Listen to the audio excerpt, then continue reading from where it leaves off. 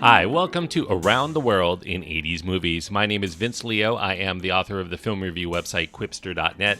I invite you to check out over 4,000 of my written reviews. You can read there anytime. Quipster.net is where to go, QWIPSTER.net. While you're there, I do encourage you to check out my other podcast that looks at brand new movies out in the theaters or on VOD or streaming services, wherever you happen to take in your new movies. I try to cover at least the ones that I'm interested in. You can find that information at my website, Quipster.net. Today I'm going to be looking at the second part of a three-part series in which I review films of the 1980s, three films of the 1980s that feature commandos as part of the main cast. Last week we looked at Predator. This week we're going to look at another film that features Arnold Schwarzenegger, and it's a natural choice because it's called simply Commando. It came out in 1985. It's an R-rated film because of, well, so much violence, strong violence, language, nudity.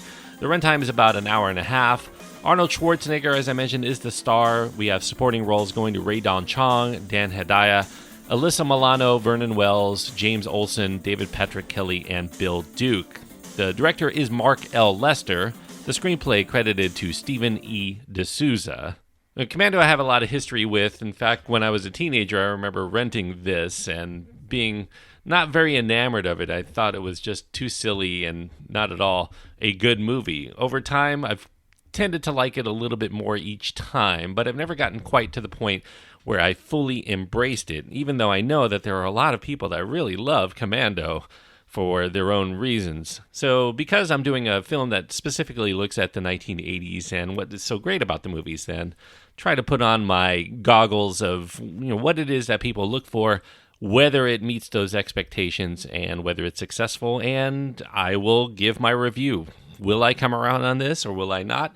I guess you'll have to listen and find out. Now, Commando's the film that set the mold for the iconic Arnold Schwarzenegger screen persona that we all know today. He really shows off for the first time in his career his charisma, his penchant for one-liners as he delivers kill shots. And prior to Commando, his high-profile roles mostly consisted of minimal dialogue. You had the gruff Conan the Barbarian and its sequel, and there was a more robotic delivery in The Terminator, of course.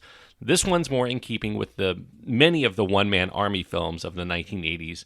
That subgenre was popularized by First Blood and the Rambo sequels, and it features high emphasis on bulging biceps, very oiled up physiques, comic book level dialogue, very cartoonish scenarios, high kill counts, usually the more the better, and action figure ready displays of brawn. Now, unlike Stallone's Rambo series, however, Arnold Schwarzenegger's brand of action usually eschews political motivation. In Rambo, of course, we had the Vietnam soldier experience. This one's more in favor of the personal, what it means to the character, not necessarily for the country. Here, Arnold is fighting for his daughter, not for the government or what he perceives of as the national ideals. Nevertheless, how effortlessly Schwarzenegger assumes this role is impressive, but it's not nearly as impressive as the fact that he inhabits and even epitomizes the all-American soldier and quintessential action hero as a foreigner and this non-native English speaker. That's perhaps the biggest feat that Schwarzenegger makes in his early career with Commando. Now, in Commando, as far as the plot goes, Schwarzenegger stars as Colonel John Matrix. He's a highly trained military special ops expert whose unit was disbanded, and he now lives under secret identities in retirement. Matrix spends his days as a single father taking care of his spirited young daughter, Jenny, played by Alyssa Milano. He's promised to Jenny that he would not go out on any more special missions. However, John's hand ends up getting forced. Jenny is abducted by this displaced South American dictator, played by Dan Hedaya, of this banana republic named Val Verde, who wants his old gig back. The dictator plans to use Jenny for ransom so that he can get John to put out an assassination on the current leader of Val Verde. Now, thinking that Jenny is going to get killed, even if he fulfills these demands, Matrix sets about instead dismantling the small army the dictator has around him with the help of this airline attendant that he encounters named Cindy, played by Rae Dawn Chong, on the hope that he can rescue his daughter before she ends up getting killed by the dictator or one of his henchmen. Now, the idea for Commando really started a long time before it was actually made into a movie. It would stay stagnant for years in so-called development hell. Jeff Loeb, or Joseph Loeb as he sometimes is credited, he would later make his claim to fame writing comic books most famously, but before that he was doing screenplays. He wrote the original screenplay with his collaborative partner at that time, Matthew Wiseman, about this former military Black Ops commando who had trouble escaping his past. Once their screenplay was complete, Loeb and Wiseman had the notion that it would be a starring vehicle for a personal friend of theirs at that time, Kiss guitar god Gene Simmons. They wanted to portray their main character as this former Israeli soldier who escapes his violent past, escaping to the United States only to find that his deadly skills that he thought he had retired for good would end up having to come into play when his wife and daughter would end up getting kidnapped. The bad guys were going to force him onto a plane to complete this mission for them, but then he gets off the plane without their knowledge, and then he sets his watch with a countdown when the plane was slated to be landing, knowing he had until that moment to get his revenge, or his wife and child would die for sure. Now, Gene Simmons ended up expressing disinterest in actually pursuing this, so Loeb and Weissman ended up retooling that script, and they had Nick Nolte in mind to star if he would accept. They changed the Israeli ex-soldier to this out-of-shape and out-of-practice former commando from the United States who was coming back from this prolonged stay in the Middle East. Now, the new 20th Century Fox chairman at that time in 1984-ish, Barry Diller, his first order of business was to try to secure a starring vehicle for Arnold Schwarzenegger that could be made for relatively cheap, about $10 or $12 million. He felt that Schwarzenegger was ripe for this leap from stardom to superstardom if he had the right film, the right projects. After looking through seemingly countless scripts, Diller determined that Commando would be the best option if the script were better tailored, instead of to Nick Nolte, but to Schwarzenegger's strengths as an actor and personality, a little bit akin to the way that he would handle blaxploitation films for Jim Brown that he did in the 1970s. Diller would attach Mark L. Lester to direct. He had experience making exploitation flicks in this vein. Lester was just coming off of the hit Firestarter to direct after producer Joel Silver gave the script to Stephen E. D'Souza. Now, D'Souza had worked for Silver on the screenplay to 48 Hours. They wanted to do this complete overhaul to give a less earthy and less serious tone to the script that Loeb and Weissman had done. They wanted to eschew the reluctance to commit violence, to have the main character actually killing unarmed baddies, just because then they wanted to provide more opportunity for self-aware action genre parody, the larger-than-life personality, the gloriously jacked-up action that would end up resulting in Commando. Additional revisions would end up punching up more of that script with the help of screenwriters like Larry Gross and Richard Tuggle, but many of the tongue-in-cheek quips that you find, the more memorable ones anyway, were improvised during the shoot. Arnold Schwarzenegger has a big sense of humor. He would frequently joke around with the cast and crew, and they would end up throwing out lines that he would say, and he would try them out, and they would end up picking the one that they liked best. Lester envisioned the film like an old James Bond movie where Sean Connery would wryly pun after performing a kill. So many of the punchlines came up on the spot, and they ended up using that to kind of lighten the deadliness, I guess a little bit of comic relief during this very high kill count. Now, the new angle taken by this screenplay pleased Schwarzenegger quite a bit. He felt that this could be the one that could break him out of the mold of the sparse dialogue parts like Conan or The Terminator. He didn't have to exist in the past or in the future. It showed him as a modern man with a daughter and a home, a normal guy. He envisioned himself taking roles that John Wayne could play, and deemed this was one of them for good reason. The credited screenwriter Stephen E. D'Souza claims that a lot of the inspiration for Commando came from the tough but jokey tone of John Ford's classic Western called The Searchers, as well as some plot and character elements that he took from the Bogart film, the film noir from 1949 called Tokyo Joe. After some studio execs at Fox balked at Schwarzenegger being cast as an American soldier, they suggested that they find a way to shoot the film without actually having him talk at all. D'Souza ended up working diligently with Schwarzenegger over the dialogue in the film. They wanted to change lines in the dialogue to minimize the instances where his thick Austrian accent would become too obvious. Now, Arnie shows that he has a screen presence here to be a major player in the action movie genre, but that alone is not going to carry a film from awful to good. Although a few of the stunts are nifty, many performed by Schwarzenegger himself because he thought that a stuntman with his build He just could not be found, so he had a nasty self-inflicted knife gash on his hand that required a trip to the hospital to get stitches. It was a modest budget film, but it would require a lot of location shooting, so a lot of it had to be done not far from home in Central and Southern California in places like San Simeon or Santa Barbara, which is where I'm from, Catalina Island, and Los Angeles. Fans of the films of the 1980s are also going to recognize a familiar location in the compound of the would-be president of Val Verde. This was the same locale, the one that was owned by Harold Lloyd way back in the day. It was the same locale as the mansion abode of the big bad, Victor Maitland, in Beverly Hills Cop. Even so, the shoot was brisk. It started in late April in 1985, ended up in theaters in early October, so they really churned this one out very quickly.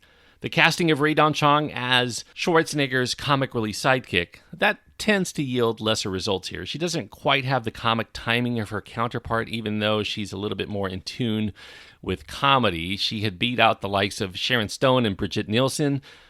Brigitte Nielsen starred with Schwarzenegger with Red Sonja that same year. Chong beat them out for the part, primarily because, unlike the other hot actresses of the time, they felt, based on her audition and the fact that she was the daughter of comedian Tommy Chong of Cheech and Chong fame, that she could be sexy and funny at the same time, so she would really fit that role. Her role serves mostly here to try to make comments about the ridiculousness of the aggressive hypermasculinity that she's witnessing between these brawny men that she encounters, and through the extreme contrivances involved in keeping her as part of the plot, especially as she becomes part of the action. That's even more ridiculous. This is a film that you have to embrace that it's going to not try to make a lot of sense. It's just trying to really up the entertainment factor in humor and action. The role of the deposed dictator, that's a particularly awful one, I feel, for Dan Hedaya. His bad Spanish accent, his faux tan ups the cheese factor to the point where he can scarcely be taken seriously. Mark L. Lester, the director, was uncomfortable with that as well. He originally intended to cast Raul Julia in the part. Producer Joel Silver, though, insisted. Hedaya was more than up to the task. In the end, Lester would be content with the results, though, and he proclaims Commando as his personal favorite film that he's made in his career. Now, Commando would mark Joel Silver's first film production for 20th Century Fox. That would prove to be a lucrative collaboration over the years. He would go on to produce the aforementioned Predator. He produced Die Hard after this. In addition to going after Schwarzenegger as his hero, Silver would also insist on spotlighting the use of weaponry, especially new weaponry, usually not seen on film before, as part of this appealing visual aesthetic that he wanted Commando to espouse. He emphasized a wide variety of instruments of death to almost absurdly pornographic proportions. And had this been a comedy, I guess all could be forgiven. But as funny as Commando is for the duration, a lot of the laughs come without intention. In addition to the lack of genuine laughs from Rae Dawn Chong as the comic relief sidekick, there apparently was not much chemistry between her and Arnie as love interests either. That was intended, but it didn't come to fruition. They reportedly were going to have this love scene aboard an airplane as they headed to the private island run by the deposed dictator, but in staging it, they realized not only was it bad timing for the story, but when they tried to go through this, it lacked so much sizzle, it was eventually nixed.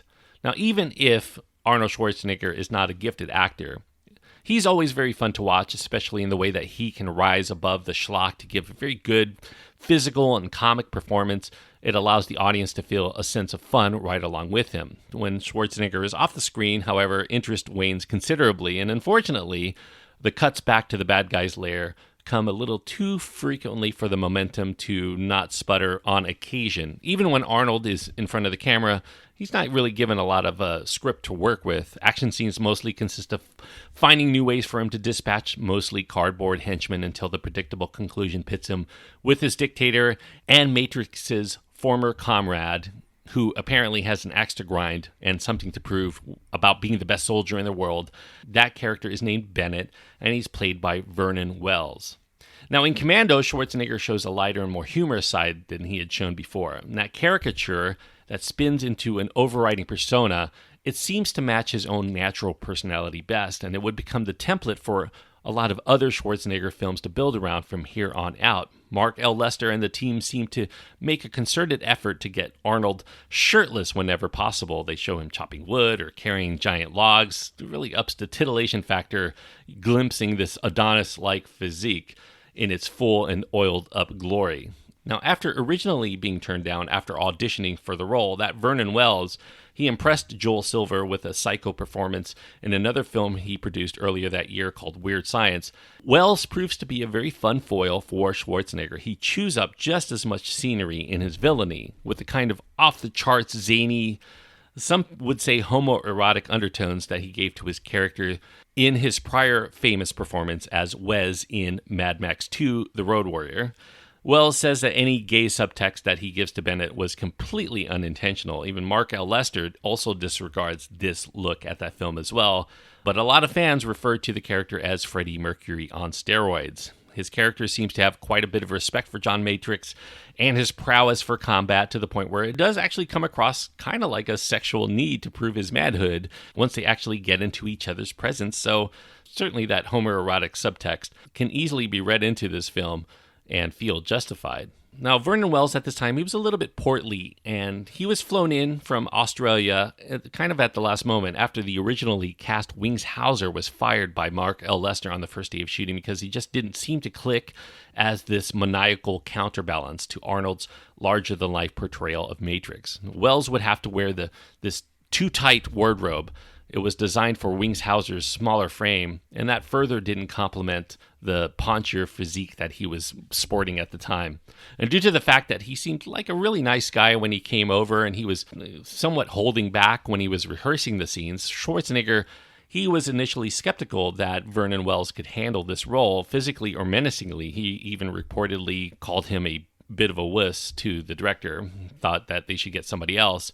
However, once they got into this actual scene where they filmed, where Wells had to put a knife to Arnie's neck, his wild-eyed intensity, his humorously winking attitude in his performance won Arnie over, and it resulted in that necessary counterbalance they were looking for to Schwarzenegger's resolve. In fact, Wells' performance in that scene felt so intense to Arnold Schwarzenegger that Schwarzenegger insisted that any scene involving Bennett using a knife would have to be with a plastic prop. He was not trusting him to go too far. Wells' character infatuation with being the one to take out Matrix makes their tango at the end quite a bit of fun to observe, even if the tension is not entirely palpable from a storytelling standpoint. And despite Schwarzenegger's quibbles on Wells' casting, they ended up becoming friends during the shoot, and they remain good friends to this day. And that kind of extends to Alyssa Milano as well. She was 12 years old at the time. She also found friendship with Arnie during the making of Commando. She even claimed that Arnold Schwarzenegger helped her with the algebra portion of her homework on occasion during the shoot. Now, some of the lines that are used in Commando seem a bit familiar. They, like I said, tended to go with things that they knew Arnold could say and say with certainty without the Austrian accent getting in the way. Wrong, I'll be back, and F you, a-hole. Those were three of the lines that he uses in Commando that he also delivered in equally monotone fashion in The Terminator just a year before. Now, this was one of the main films made in the 1980s that realized the potential for playing up its ridiculousness to the max, and the makers seemed to relish going far over the top in its camp value to make for an entertaining time. During the shoot, Mark L. Lester saw how many people John Rambo would kill in Rambo 2. He went to the movie theater and saw that. He knew he had to top that for Arnold. He upped the kill count for the movie Commando, specifically to outdo Rambo. During the scene where Matrix begins to attack the dictator's compound, and kills in this film go into the triple digits, stuntmen would have to change their appearance because they were going to get killed several times. They had to put on fake mustaches or fake hats and just do it all over again because they had more kills than they had actual people to kill.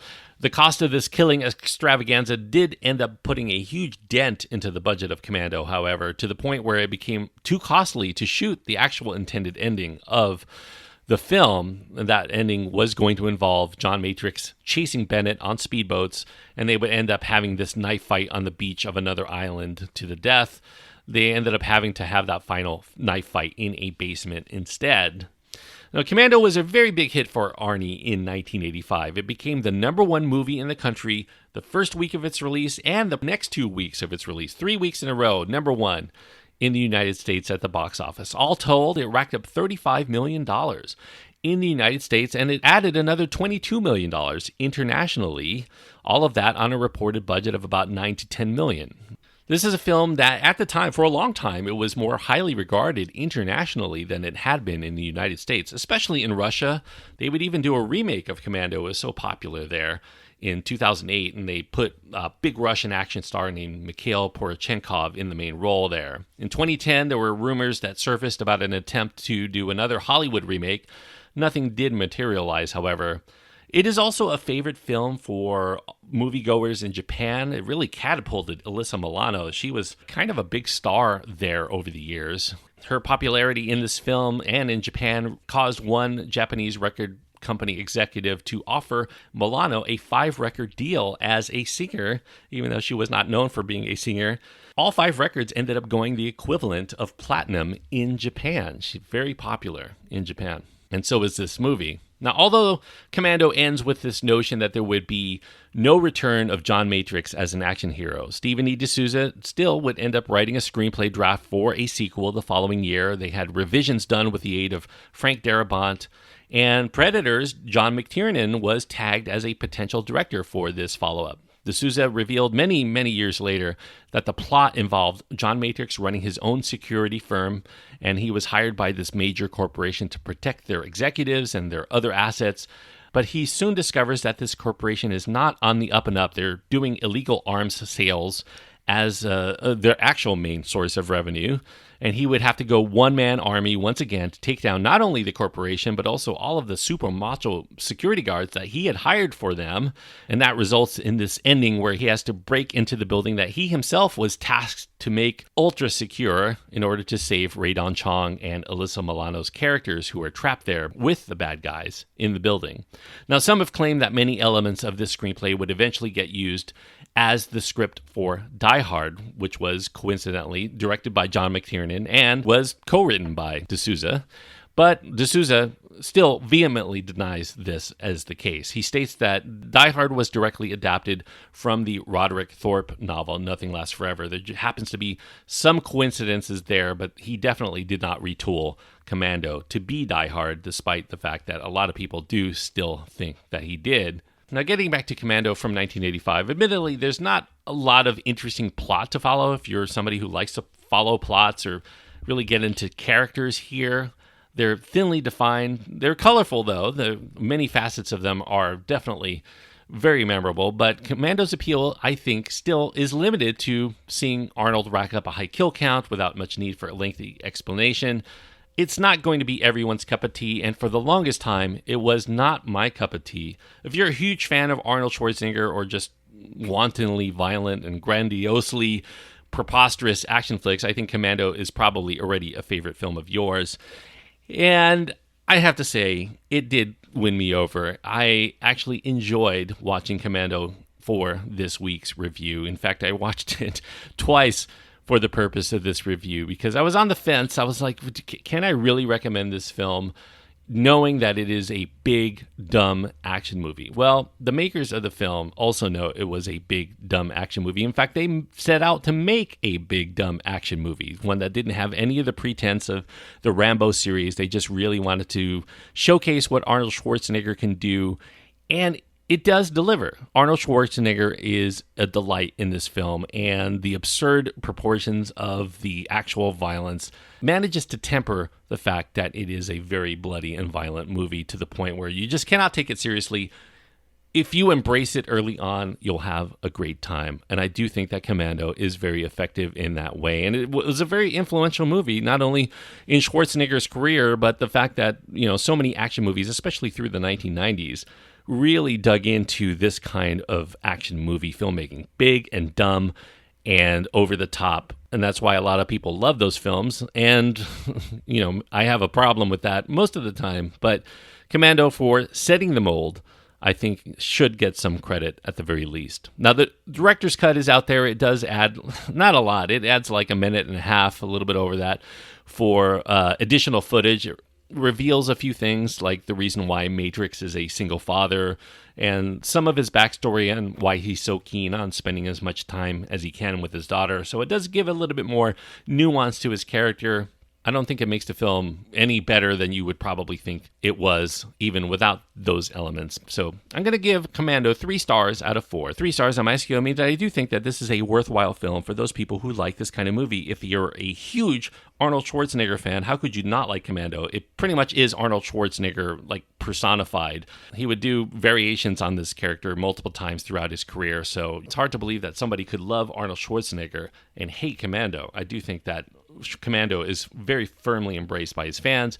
Action movie lovers, especially of action movies in the 1980s, are going to love this film as well. So I do think that it delivers all of the goods and some of the bads that you would expect from a big dumb action movie. 3 stars out of 4 for Commando. As far as what I'm going to be getting into next week, keeping up with commandos in films of the 1980s, we're going to go into a little bit of, well, we had a couple Green Beret films. Now we're going to get into Delta Force here. So a little bit more Army Special Ops action with Delta Force, which came out the following year from Commando, and it stars another big action movie star from the 1980s. I think this is 101 films in. I'm finally getting to a Chuck Norris film.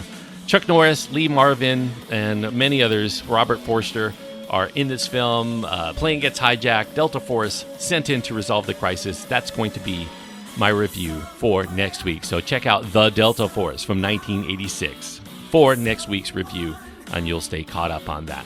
Thanks everyone for listening. I hope that you enjoyed the review of Commando. If you have your own thoughts on Commando, whether you actually love the movie even more than me, I think a lot of people do, or actually think the movie sucks a lot more than me, and a lot of people do that too, you can write to me. You can find my contact information at my website. You can go to quipster.net and find all of the details on that, links to my Twitter feed, my Facebook page, my Instagram. All of that is available at quipster.net, QWIPSTER.net. Until next time, thanks everyone for joining me on this journey around the world in 80s movies.